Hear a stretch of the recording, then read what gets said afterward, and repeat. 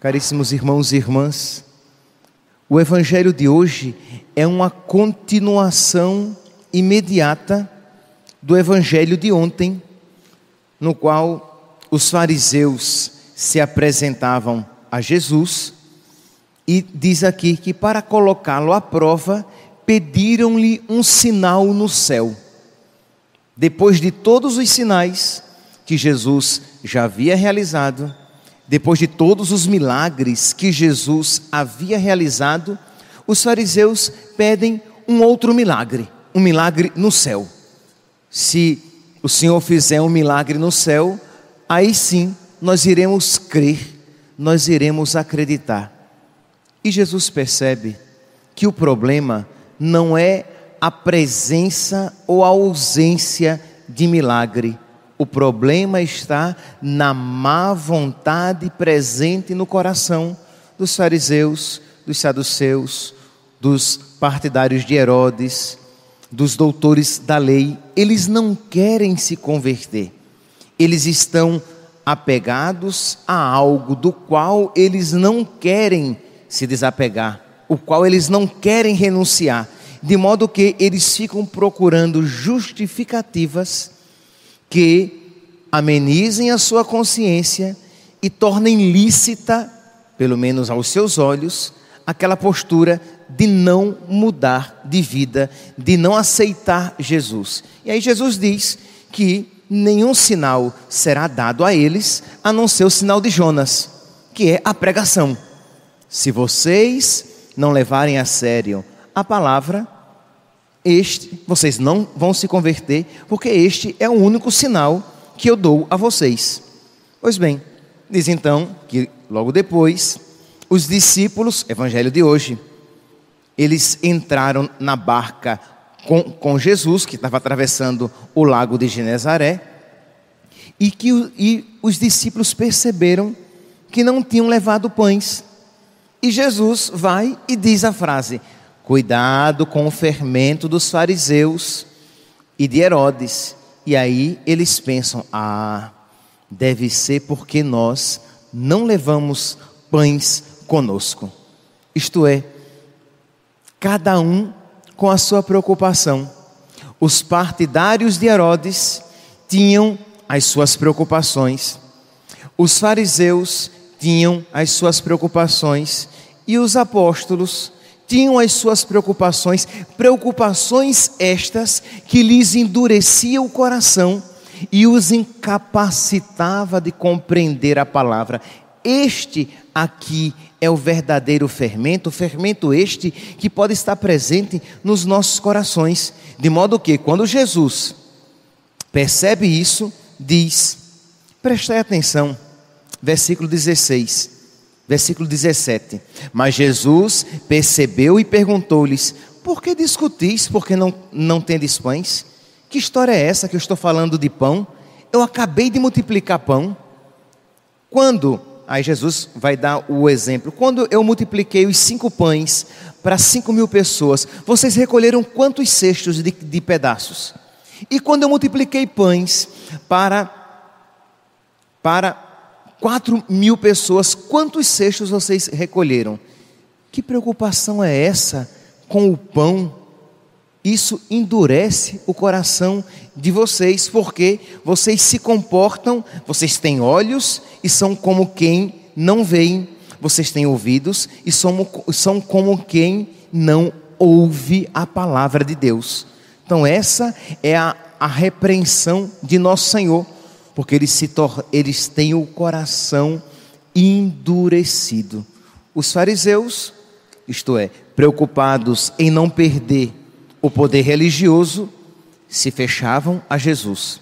Os partidários de Herodes, preocupados em não perder o poder político, se fechavam a Jesus e não conseguiam ler os sinais. Os apóstolos, preocupados com a comida, com a sua satisfação, com o seu sustento, com o seu conforto, eles também se fechavam à compreensão da palavra de Jesus. Meus irmãos, aqui nós devemos nos perguntar: E quais são as minhas preocupações que me impedem de compreender a palavra de Deus? Por exemplo, quantas pessoas vêm e dizem assim: padre, eu vou rezar e eu não consigo compreender a palavra. E uma das possibilidades é: comece a perguntar a essa pessoa com que coração ela foi para a oração. Se no seu coração estavam presentes várias preocupações, vários apegos, de modo que, é verdade, não tem como compreender a palavra se o seu coração está tão inquieto e preocupado com tantas coisas, porque foi exatamente essa a reclamação de nosso Senhor. Vós tendes, versículo 17, vós tendes o coração endurecido, vocês têm olhos e não veem, vocês têm ouvidos e não ouvem.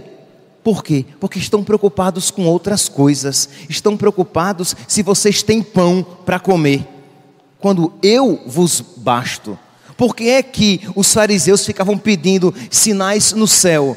Porque tinham um coração endurecido. Eles estavam preocupados não se Jesus era ou não o Messias, mas se Jesus iria colocar ou não em risco o poder religioso que eles tinham.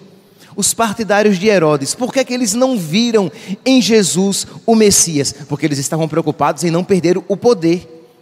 E nós, por que muitas vezes participamos da missa, ouvimos a palavra e parece que ela não toca o nosso coração? Porque nós estamos preocupados com outras coisas, com o nosso trabalho, estamos preocupados com os nossos problemas, estamos preocupados com o nosso amanhã e não estamos inteiros diante de Deus. Não vos preocupeis com o dia de amanhã, para cada dia basta a sua preocupação. Então, quando nós nos colocamos inteiros diante de Deus, diante da sua palavra, Deus nos fala ao coração. Quando nós estamos inteiros na oração, nós conseguimos perceber os sinais de Deus. Mas quando nós, meus santos, estamos divididos, estamos espalhados em tantas coisas e apegados a tantas coisas, nós não conseguimos ver os sinais mais óbvios de Deus na nossa vida. Por quê? Quando nós olhamos, nós que conhecemos toda a história, e nós olhamos para o texto evangélico de hoje, nós dizemos: mas gente, como é que os apóstolos poderiam estar preocupados com pão? Como é que eles iriam pensar que Jesus Cristo estava falando a respeito disso, se Jesus Cristo já havia multiplicado os pães? Como é que eles não entendem a palavra de nosso Senhor? Como é que depois de Jesus Cristo ter falado tantas vezes a respeito de que Ele morreria, de que Ele seria perseguido, maltratado, caluniado, de que Ele morreria e ao terceiro dia ressuscitaria, como é que eles não compreenderam? Eles não compreenderam porque o coração deles estava longe do Senhor. Os ouvidos físicos estavam presentes, mas os ouvidos espirituais estavam longe. De modo que quando nosso Senhor caminhava com os discípulos de Emaús e lhes explicava as Escrituras, e os discípulos de Emaús começaram a sentir o coração arder. Vocês lembram qual foi a primeira reprimenda de nosso Senhor? Como vocês são tardos para compreender, como vocês têm dificuldade de compreender. Não era preciso que tudo isso acontecesse? E Jesus não já havia falado tudo aquilo, só que o coração estava endurecido, porque preocupado com tantas outras coisas. Meus irmãos, hoje, nesta manhã, mas acredito que dentre outras graças que podemos pedir a Deus, nós precisamos pedir a nosso Senhor que Ele coloque o nosso coração naquilo que é essencial, naquilo que é o primordial na nossa vida, e nós veremos que nós não seremos desatentos nem irresponsáveis com as outras coisas que Deus sabe de que necessitamos e que precisamos nos empenhar. Mas peçamos a Deus a graça de nós colocarmos o nosso coração primeiramente à disposição dEle. Estamos aqui nessa missa da manhã. Vamos, pelo menos neste momento, nos esquecer de todas as ocupações que nós teremos daqui a pouco, do trabalho que você vai ter que executar daqui a pouco, dos problemas que você vai ter que resolver daqui a pouco, das pessoas com quem você vai ter que se encontrar daqui a pouco. Vamos estar presentes, totalmente presentes aqui de nosso Senhor, presentes diante de nosso Senhor, para que nós possamos compreender a sua palavra, para que nós vejamos os seus sinais, para que nós o adoremos no santo sacrifício, para que nós o recebamos com toda a devoção, porque senão nós iremos receber Jesus com um coração endurecido, e iremos recebê-lo como tantas outras vezes já o recebemos, sem fruto algum, sem profundidade alguma. Ouçamos a palavra de Deus e a ouçamos com todo o nosso coração, não com um coração endurecido, mas com um coração aberto, com um coração de quem ouve e quer colocá-lo em prática. Peçamos a Deus: meu Deus, eu não quero ter um coração endurecido, eu não quero ter um coração como aquele terreno sobre o qual a semente foi lançada e logo secou, porque não tinha raízes.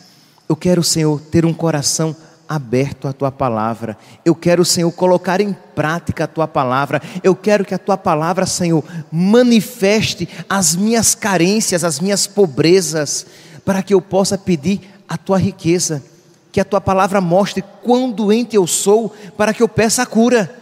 Isto é, eu preciso, Senhor, o meu coração é duro, o meu coração é inconstante, o meu coração é inquieto, o meu coração é fechado. Tantas vezes o Senhor tem falado a mim e eu tenho resistido a aprender, da mesma maneira que os apóstolos.